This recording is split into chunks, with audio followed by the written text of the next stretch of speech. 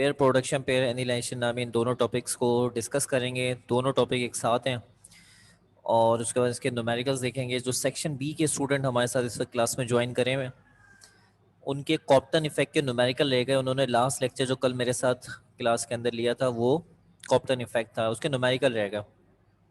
तो मैं आपको उसके न्यूमेरिकल की वीडियो सेंड कर दूंगा। बहुत आसान है, सिर्फ एक ही न्यूमेरिकल खाली डिस्कस करना है और बाकी न्यूमेरिकल आपको खुद ट्राई करने होंगे। तो न्यूमेरिकल की वीडियो दूंगा, उसे देख लें, आपको समझ में आ जाएगा। इसके बाद जो है इंशाल्लाह ताला आपको चैप्टर नंबर 16, क्योंकि 16 वो मैं शुरू से कहता आ रहा हूँ कि बिल्कुल पढ़ाने में मज़ा नहीं आएगा। एक ही टॉपिक रखा हुआ है, एम और एफएम कुछ भी नहीं है उसके अंदर, ट्रांजिस्टर पढ़ना है। आज मुझे उसका एक बेसिक वीडियो कॉन्सेप्ट का एक लेक्चर रिकॉर्ड करना था, लेकिन मैं अफसोस के साथ नहीं कर सका। तो इसलिए देखते हैं 6 बजे इंशाल्लाह ताला, जो आज आपकी दूसरी डबल क्लास है, उसके हिसाब से क्या सेटिंग है। 5:15 से 6, ठीक है, मुझे बताते हैं ज़रा। 5:15 से 6 जो है वो आप अवेल हैं। 5:15 से 6 फ्री हैं। सेकेंड ईयर सेक्शन है, सेकेंड ईयर सेक्शन बी तो अवेल है। सेकेंड ईयर सेक्शन बी तो उस टाइम पे फ्री है क्योंकि वो मेरी ही क्लास लेती है। सेकेंड ईयर सेक्शन एक ही बात है। अच्छा, 5:15 से 6 जो है वो इंग्लिश की क्लास है आप लोग की। चलें देखते हैं, कोई बात नहीं। तो हम लोग 5:15 से 6 नहीं बल्कि 6 बजे के बाद इंशाल्लाह उम्मीद है आपसे मिलेंगे। और 6 बजे के बाद वो जो लेक्चर मुझे बेसिक आपको देना था चैप्टर 16 का, खुद रिकॉर्ड करके। अच्छा अच्छा, मुझे तो पता चला था कि केमिस्ट्री की क्लास ऑफ हो गई है। अच्छा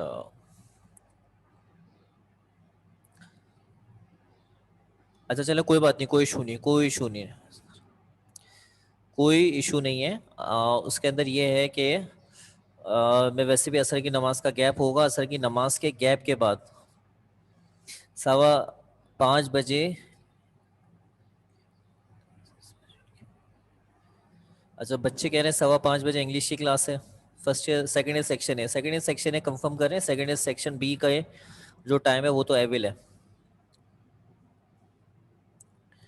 सेकेंड ईयर सेक्शन बी का टाइम अवेल है।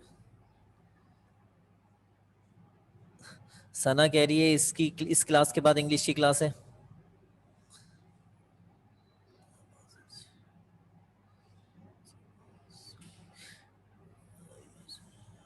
अच्छा ठीक है, कोई इशू नहीं है किसी क्लास की टाइमिंग से।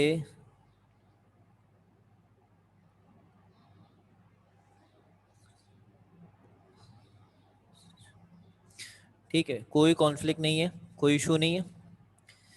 मैं क्या कहते हैं, क्लास जो है ना वो थोड़ी सी लेट, यानी असर की नमाज जो है वो 5:30 पौने 6 तक हो रही है। तो मैं असर की नमाज अव्वल वक्त में अदा करने की कोशिश करूँगा इंशाल्लाह। और 5:45 और 6 के दरमियान तक में मैं चैप्टर नंबर 16 का बेसिक लेक्चर स्टार्ट करूँगा।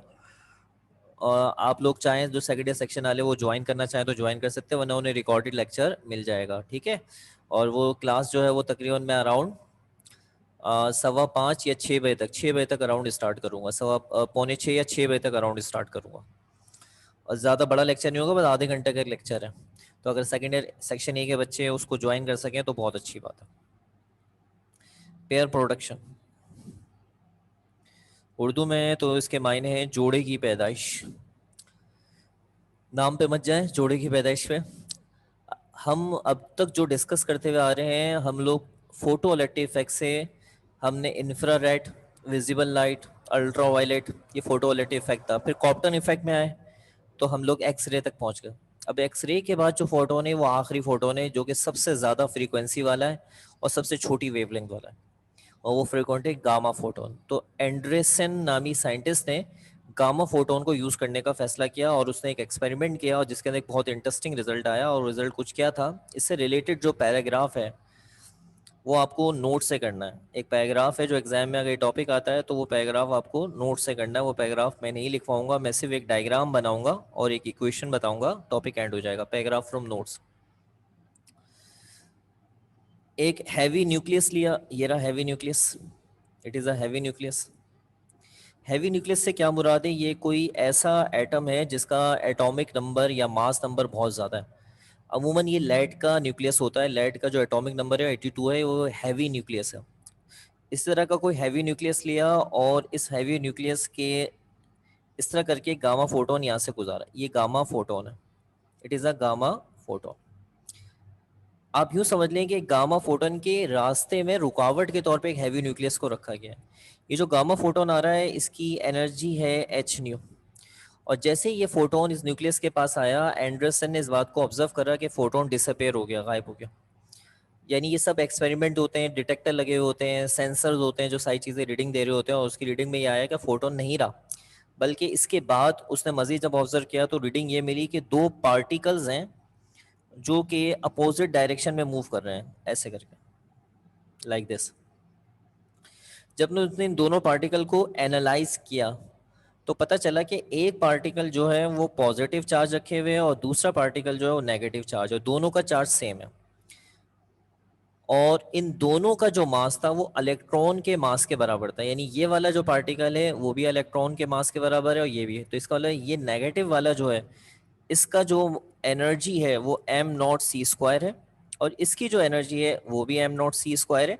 सिर्फ फर्क है ये पॉजिटिव में और ये नेगेटिव में। तो ये जो पार्टिकल आपको नजर आ रहा है ये तो हमारा जाना पहचाना पार्टिकल है, इसको हमने इलेक्ट्रॉन डिक्लेयर करा।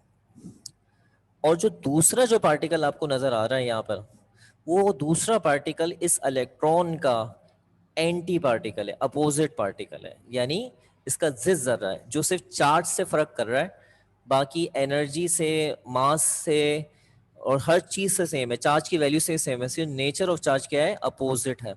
तो उसका नाम हमने क्या रखा, पॉजिटिव होने से हमने उसका नाम रखा है यहाँ पर पॉजी, पॉजिटिव से लिया हमने पॉजी, और इलेक्ट्रॉन के आखिर के नाम से ट्रॉन लिया और इसका नाम बना पॉजिट्रॉन।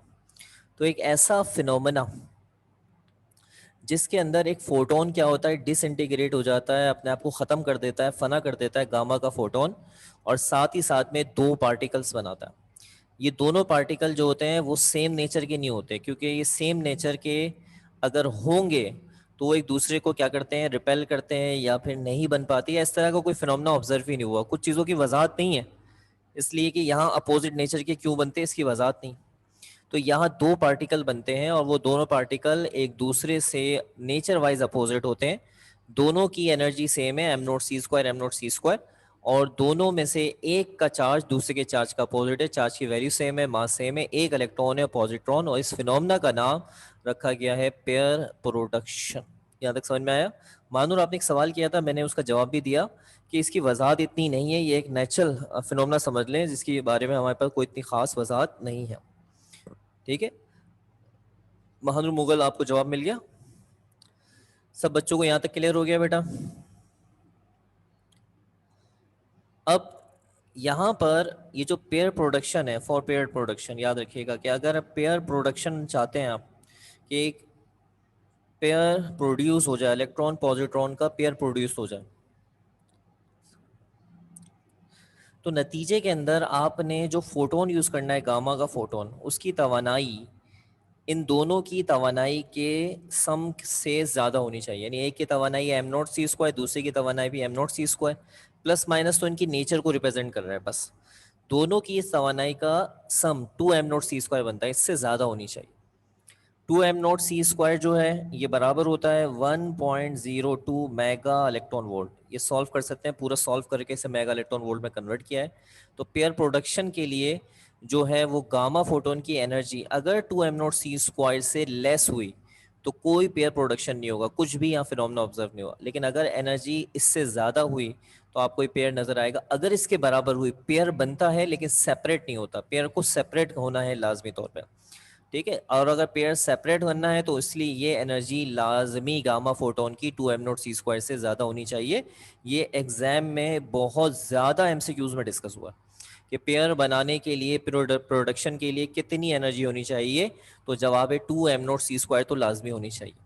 अब असल में होता यह है कि गामा फोटोन जो होता है इसकी एनर्जी का कुछ हिस्सा एम नोट सी स्क्वायर में जाता है, यानी पॉजिट्रॉन के अंदर। इसकी तवानाई का कुछ हिस्सा एम नॉट सी स्क्वायर में जाता है, इलेक्ट्रॉन, ये पॉजिट्रॉन बन रहा है, ये इलेक्ट्रॉन बन रहा है। लेकिन गामा फोटोन की जो एनर्जी है वो अभी भी बाकी बचती है, क्योंकि ये एनर्जी इनसे ज़्यादा है, लिखा हुआ है ना M not C square, M not C square इनसे ज़्यादा है। तो बाकी जो एनर्जी बची हुई है वो इसी को मिलेगी, और वो मिलेगी किस शक्ल में, काइनेटिक एनर्जी की शक्ल में, ताकि ये पेयर अपने आप को सेपरेट कर सके एक दूसरे से और मूव करके आगे बढ़ सके। इस तरह इसको भी मिलेगी, किस शक्ल में मिलेगी, काइनेटिक एनर्जी की शक्ल में। यानी इस फोटोन की तवानाई का वो हिस्सा जो पेयर बनाने में जाएगा वो होगा M not C square, M not C square, और इसी फोटोन की बाकी बची हुई तवानाई इन दोनों को काइनेटिक एनर्जी की शक्ल में मिल जाएगी, जिससे ये पेयर एक दूसरे को क्या करेगा, सेपरेट करके अलग होके मूव करेगा।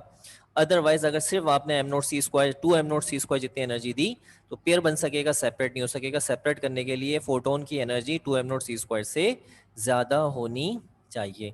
अच्छा, दोनों को काइनेटिक एनर्जी एक जैसी मिले ये लाजमी नहीं है, एक जैसी भी मिल सकती है और अलग अलग मिल सकती है। क्या आपको यहाँ तक समझ में आ गया?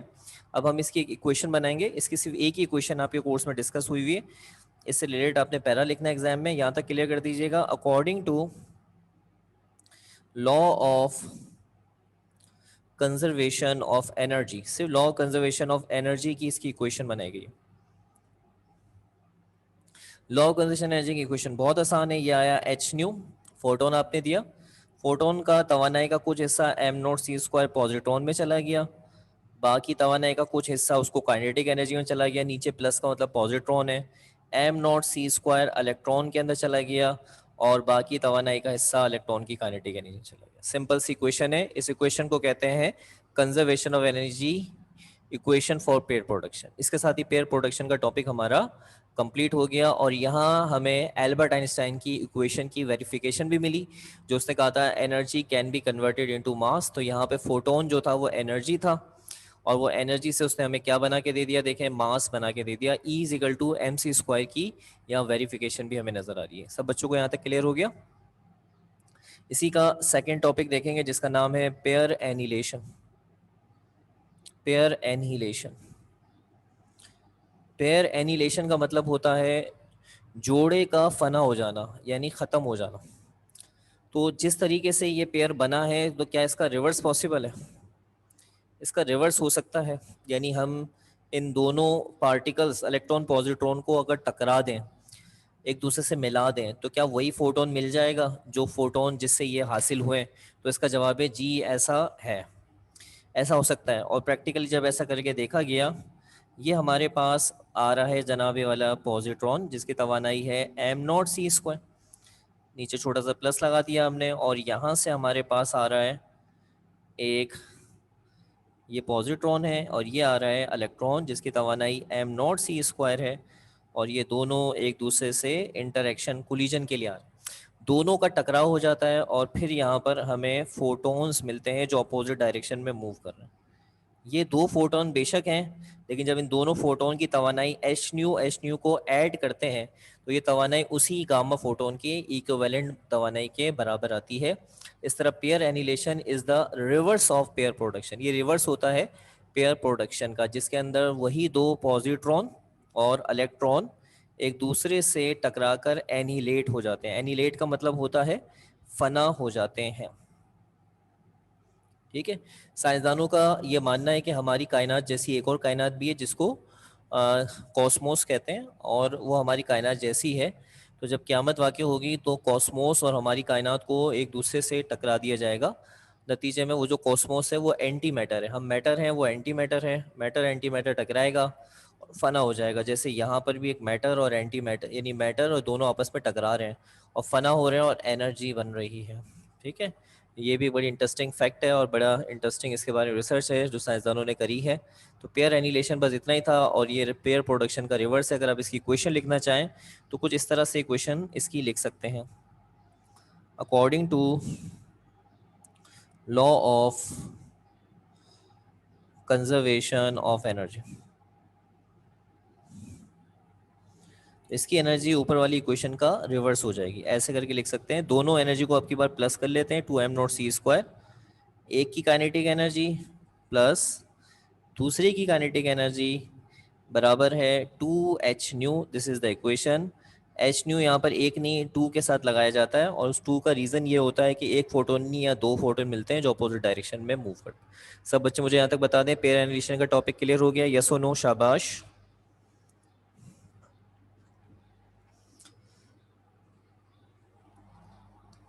Very good.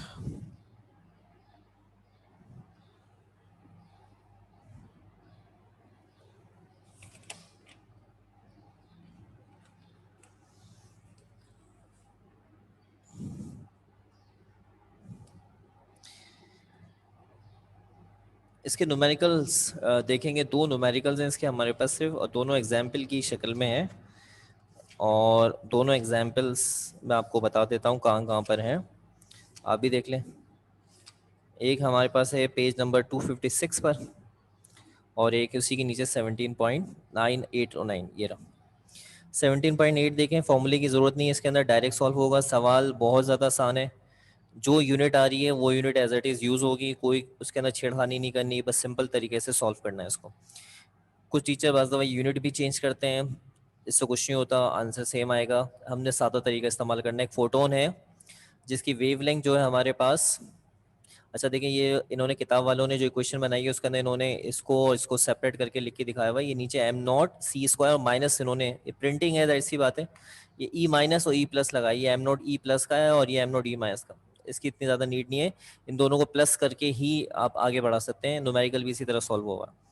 खैर, अब फोटोन ऑफ वेवलेंथ 0.004 एंगस्ट्रॉन एक फोटोन है जिसकी वेवलेंथ ये है, in the vicinity of a heavy nucleus, एक हैवी न्यूक्लियस की मौजूदगी में, विसिनिटी कहते हैं मौजूदगी में, produces an electron positron pair, की मौजूदगी में एक इलेक्ट्रॉन पॉजिट्रॉन पेयर बना है, ये पेयर प्रोडक्शन हो गया। Find the kinetic energy of each particle, आपने दोनों पार्टिकल की काइनेटिक एनर्जी निकालनी है। If the kinetic energy of positron is twice that of the electron, अगर काइनेटिक एनर्जी ऑफ पॉजिट्रॉन जो है वो इलेक्ट्रॉन का कितना है, डबल है। ये ध्यान में रखिएगा, kinetic energy of positron is twice that of electron. कुछ वैल्यू गिवन करिए, जैसी करिए वैसे यूज करेंगे। एस सी की वैल्यू ये लेनी है, M not C square 0.511 mega electron volt है। क्या आपको सवाल का समझ में आ गया डेटा यहाँ तक? ये इस वक्त हम डिस्कस कर रहे हैं आपके सामने एग्जाम्पल नंबर 17.8, और ये पेज नंबर हमारे पास मौजूद है 256, और यहाँ पर हम इसका डेटा बनाएंगे। सबसे पहले सवाल में उन्होंने एक वेवलेंथ दी हुई है, वेवलेंथ की वैल्यू है 0.004 एंगस्ट्रॉन। इसके अलावा इन्होंने सवाल के अंदर कुछ वैल्यूज़ दी हुई हैं, डायरेक्ट लिखकर हम जैसी लिखी वैसे लिख लेते हैं। एस सी की वैल्यू है 12.4 10⁻³ मेगा इलेक्ट्रॉन वोल्ट, और इसके अलावा इन्होंने एक वैल्यू और दी हुई है, M not C square 0.511 mega electron volt. और आपसे दो चीज़ें पूछी हैं, kinetic energy of positron, kinetic energy of electron. ठीक है, ये दो चीज़ें इन्होंने आपसे पूछी है, पॉजिट्रॉन और इलेक्ट्रॉन। अब हम सोल्यूशन की तरफ बढ़ते हैं। पेयर प्रोडक्शन का फॉर्मूला लगाना है। पेयर प्रोडक्शन का फॉर्मूला ये होता है, H nu is equal to M not C square plus kinetic energy of positron plus M not C square, ये पॉजिट्रॉन के लिए है, ये इलेक्ट्रॉन के लिए है, plus kinetic energy of electron. ये आपका फॉर्मूला है। तो इस फॉर्मूले के अंदर सबसे पहले तो याद रखिए, जो एम नॉट सी स्क्वायर है, एम नॉट सी स्क्वायर, ये दोनों सेम है, एक जैसे हैं, लेकिन ये काइनेटिक एनर्जी एक जैसी हो इसके बारे में कंफर्म नहीं। आप इन दोनों को ऐड कर सकते हैं बगैर किसी परेशानी, क्योंकि ये दोनों सेम वैल्यूज़ हैं। हाँ, ये वैल्यू सेम है या नहीं इसके बारे में हम कुछ नहीं कह सकते, तो इसलिए देखें मैं यहाँ पे कंडीशन जो है उसको भी पुट करूंगा और साथ में कुछ चीज़ें और भी कर रहा हूँ। सबसे पहले न्यू को ब्रेक कर देता हूँ, ये वाला जो न्यू आ रहा है ये ब्रेक होगा और ये हो जाएगा C upon lambda, M not C square add हो गया 2 m0 c²। Kinetic energy of positron, kinetic energy of electron, ये देखें ये लिखा, kinetic energy of positron is twice that of kinetic energy of electron. इसका मतलब कुछ ये है, देखें मैं यहाँ पे लिख के दिखा रहा हूँ, kinetic energy of positron is equal to twice of kinetic energy of electron. ये इन्होंने कंडीशन गिवन करी, तो आप इस वाली वैल्यू को इस वैल्यू से रिप्लेस कर लें, यानी twice kinetic energy of electron plus kinetic energy of electron. आपने इस वाली वैल्यू को रिप्लेस किया, ये लिखा kinetic energy of positron is equal to twice kinetic energy of electron, ये गिवन था। एक दफा जरा प्रॉपर शेप अप कर लें इसको, फिर इसका वैल्यू पुश करते हैं, S C upon लिमडा 2 m0 c², ये 2 और 1 ऐड हो जाएगा 3 times of kinetic energy of electron. भाई यहाँ तक यस चाहिए, क्योंकि वैल्यूज पुटिंग के बाद आंसर तक जाना है बस खाली। एच सी की वैल्यू आ रही है 12.4 10⁻³ आप देख लें किसी जगह कोई यूनिट में छेड़खानी नहीं करी मैंने। एच सी की वैल्यू जैसी थी वैसी रखी है। लिम्डा की value 0.004, M not C square 0.511 और ये आ गया 3 times kinetic energy of electron. अच्छा ये वाली वैल्यू जो है पूरी की पूरी सॉल्व होने के बाद ये जो जवाब आ रहा है, क्योंकि बुक में सॉल्व हुआ है मैं कैलकुलेटर यूज़ नहीं कर रहा, तो ये आ रहा है 3.1 और इसको मल्टीप्लाई करने पर आ रहा है 1.022 और साथ में आ रहा है 3 times of kinetic energy of electron. 1.022 वहाँ जाके माइनस हो जाएगा 3.1 1.022 और ये हो जाएगा 3 times of kinetic energy of electron. 3.1 में से ये माइनस कर देंगे तो ये हो जाएगा kinetic energy of electron. Minus करने पर जो जवाब आ रहा है वो आ रहा है हमारे पास, माइनस करने के बाद जो जवाब आ रहा है 3.1 1.022 और ये वाला जो 3 आपको यहाँ नज़र आ रहा है ये इनके नीचे आके डिवाइड कर जाएगा ऐसे करके। काइनेटिक एनर्जी ऑफ इलेक्ट्रॉन और जवाब आ रहा है 3 के बाद डिवाइड करने पर 0.692 मेगा इलेक्ट्रॉन वोल्ट। यस और नो चाहिएगा आपका। ये काइनेटिक एनर्जी ऑफ इलेक्ट्रॉन निकली अभी फिलहाल।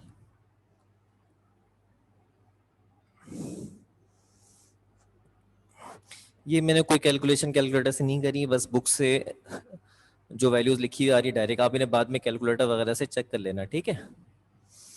अब काइनेटिक एनर्जी ऑफ पॉजिट्रॉन चाहिए, तो कंडीशन के हिसाब से kinetic energy of positron is the twice of kinetic energy of electron, so twice multiply by 0.692 आपने वैल्यू रख दी जो निकाली है और मल्टीप्लाई कर दिया और मल्टीप्लाई के बाद जो आपका आंसर बना वो बना काइनेटिक एनर्जी ऑफ पॉजिट्रॉन और 2 से जब आपने इसको 0.692 को मल्टीप्लाई किया तो जवाब आ गया 1.384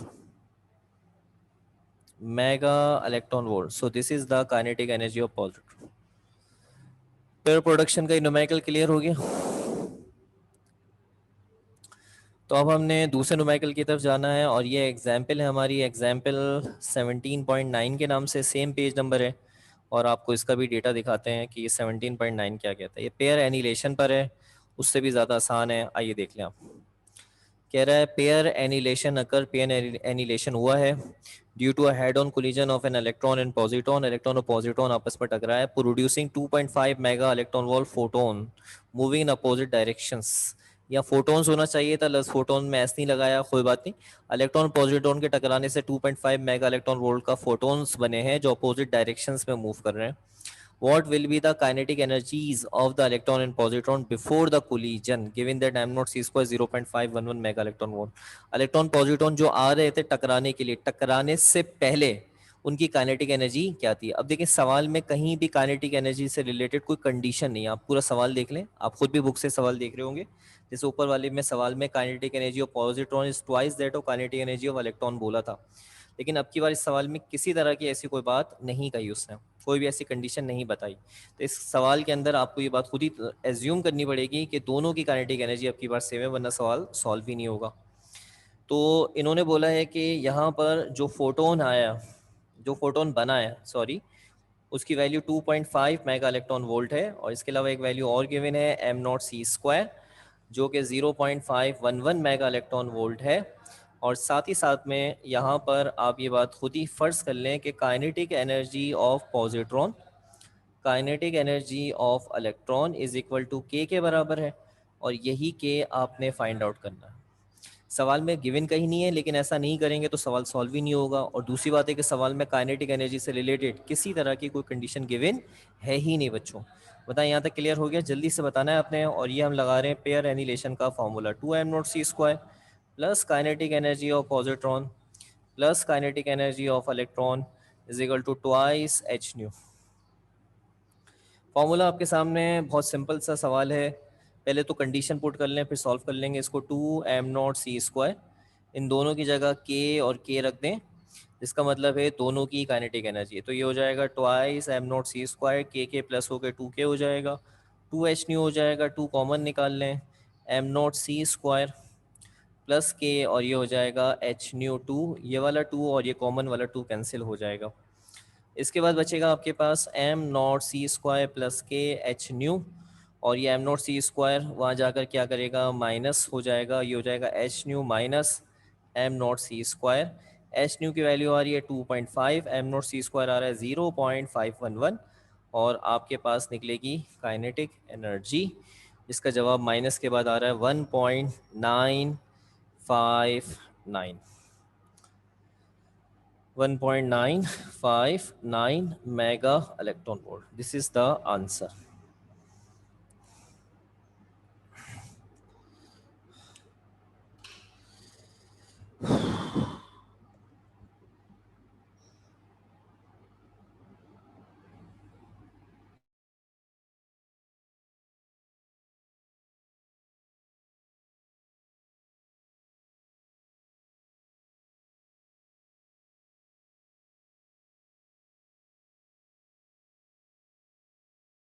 बता दीजिएगा यहाँ तक सारी बातें क्लियर हो गई अच्छी तरीके से आप लोगों को?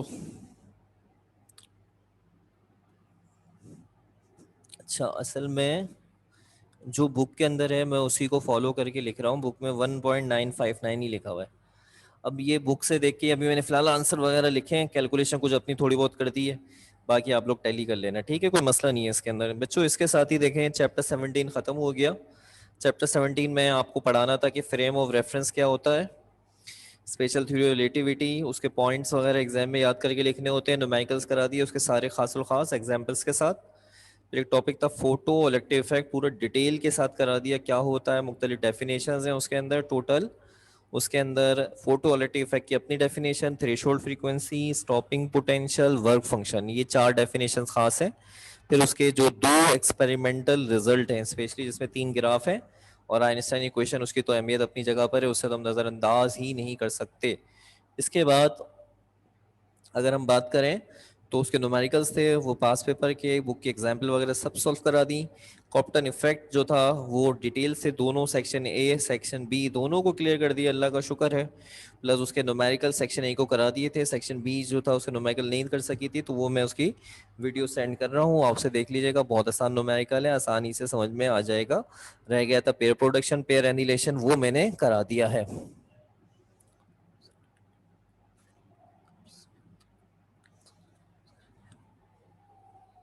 आई विल इंशाल्लाह। देखें आप लोग का जो लेक्चर है वो कल वेनेसडे को एंड हो रहा है, यानी ऑफिशियली अब पीर से आने वाले पीर से फिजिकल क्लासेस स्टार्ट हो रही हैं, लेकिन सेकेंड ईयर सेक्शन ए और बी जो है उसकी क्लासेस जो है ख़त्म है। बाकी सेंटर ने हमें परमिशन दे रखी है कि आप अपनी हिसाब से अगर बच्चों को बुलाना चाहते हैं, जैसे कोई चीज़ डिस्कस करना चाहते हैं, कोई एमसीक्यूज वगैरह, कोई ऐसी चीज़, कोई क्लास वगैरह, जैसे सेकेंड ईयर सेक्शन बी जो है उन्हें मुझे लीनियर थर्मल एक्सपेंशन के न्यूमेरिकल्स कराने हैं, तो अगर इस तरह करके कोई क्लास आप ऑर्गेनाइज करते हैं तो अपने बिहाफ पे कर सकते हैं। ऑफिशियली वो टाइम जो दोनों क्लासेस का, यानी 3:45 से 4:30 सेकेंड ईयर सेक्शन ए का, 5:15 से 6 जो ऑफिशियल सेंटर ने एक टाइम आपको अलॉट करके फिजिक्स का रखा हुआ था, मैं फिजिक्स के हवाले से बात कर रहा हूँ, वो कल तक जो होगा वो आखिरी दिन के तौर पे काउंट होगा। अब मंडे से क्या कहते हैं, जब अब कल जो है मैं इंशाल्लाह ताला चैप्टर 16 पे लगा हुआ हूँ, चैप्टर 16 को एंड करने लगाऊंगा। आज उसका एक बेसिक लेक्चर अभी इंशाल्लाह मेरा इरादा है मैं दूंगा, और वो जो मेरा बेसिक लेक्चर है वो इंशाल्लाह ताला वो मैं 6 बजे स्टार्ट करूंगा। क्लास जो है वो 6 बजे, तो सेकंड ईयर सेक्शन ए के बच्चे आना चाहें, बी के बच्चे आना चाहें, तो वो बेसिक लेक्चर चैप्टर नंबर 16 का कर सकते हैं।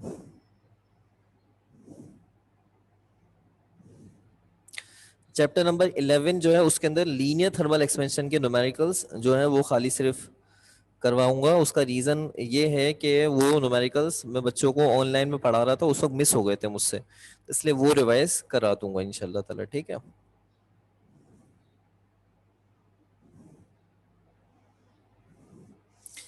जी लेक्चर्स, मुझे बच्चे अक्सर बाज़ दफ़ा कहते हैं लेक्चर सेंड करते हैं, मुझे आपसे ये बताया करें कि कौन से लेक्चर्स आपको चाहिए। बाज़ दफ़ा लेक्चर ये मेरे डेट वाइज नहीं होते, क्योंकि इनको मैं, जैसे आज अभी आपके लेक्चर रिकॉर्ड हो रहा है, अब ये कल अपलोड होगा, ये परसों अपलोड होगा, इस तरह करके होता है, तो लेक्चर का नाम बता दिया करें कुछ इस तरह करके। खैर, मैं आपको पूरा चैप्टर 19 का पूरा पैकेज, यानी जितने भी उसमें टॉपिक्स हैं, स्पेशल थ्योरी रिलेटिविटी से लेकर यहाँ आज तक का पेयर एनिलेशन तक का ये सारे लेक्चर्स इंशाल्लाह ताला जैसे कंप्लीट अपलोड हो जाते हैं वो कर दूंगा। चैप्टर नंबर 20 चाहिए वो अपलोड कर दो। अब कोई बच्चा उसे कोई पर्टिकुलर चैप्टर का लेक्चर चाहिए तो मुझे बता देगा, मैं उसको इंशाल्लाह सेंड कर दूंगा। ठीक है, अब मैं आपको बता रहा था कि अगर आने वाली वीक से पीर के दिन से इंशाल्लाह ताला फिजिकल स्टार्ट हो जाता है तो मैं दोनों सेक्शन को एक कंबाइंड टाइम रख के बुलाऊंगा ज़्यादा देर के लिए। यानी ज़्यादा देर के लिए आएंगे, 1 घंटा 1.5 घंटा ऐसे करके बुलाऊंगा, जिसमें सेक्शन ए सेक्शन बी दोनों के बच्चे आएंगे और उन तमाम स्टूडेंट्स के पास ग्रैंड टेस्ट किट होनी चाहिए और मैं उसमें मार्किंग कराऊंगा। तो उस मार्किंग 2-3 दिन ही लगेंगे, क्योंकि अगर फर्ज कर लें किसी चैप्टर के एमसीक्यूज 100 हैं 150 हैं तो इतने तो हम नहीं कर सकेंगे। तो हम कोशिश करेंगे जैसे 100 है तो 50 करा दें आपको, 50 अराउंड आधे आधे तो कम से कम एटलीस्ट डिस्कस करवा दें। और आप अगर पहले से मार्क करके आ जाएं और फिर चेक भी कर लें अपने आप को कि क्या सही है क्या गलत है, तो इंशाल्लाह आने वाली वीक से जो है वो एमसीक्यूज का सिलसिला स्टार्ट है। अगर इंशाल्लाह पी से फिजिकल गए तो फिर आपको यहाँ पे एक सेम टाइम पे दोनों सेक्शंस को बुला के कराऊंगा ज़्यादा देर के लिए। और अगर फिजिकल नहीं जा सके किसी वजह से, खुदा ना खास्ता, तो फिर हम लोग आपस में मिलकर एक टाइम डिसाइड कर लेंगे और फिर एक नहीं दो दो डबल डबल ऑनलाइन क्लास रख के हम उसमें आपको कोशिश करके ज़्यादा से ज़्यादा एमसीक्यूज कराएंगे। मॉडल पेपर के भी साथ में करा दूंगा इंशाल्लाह ताला। सब बच्चों को यहाँ तक सब समझ में आ गया? इसके अलावा आज जो है वो चैप्टर नंबर 20 के सारे लेक्चर्स जितने भी जो थे चैप्टर 20 इसके सारे लेक्चर आज अपलोड हो जाएंगे। यानी आज मैं यूट्यूब पे अपने सारे अपलोड कंप्लीट करूंगा और कल से इंशाल्लाह चैप्टर नंबर 17 के सारे लेक्चर्स एक साथ आपको दे दूंगा। जिसका जो लेक्चर निकला वो देख ले चैप्टर 20। अब आपसे मिलेंगे इंशाल्लाह 6 बजे। अपना ख्याल रखिएगा, मुझे दें इजाज़त। अल्लाह हाफिज़।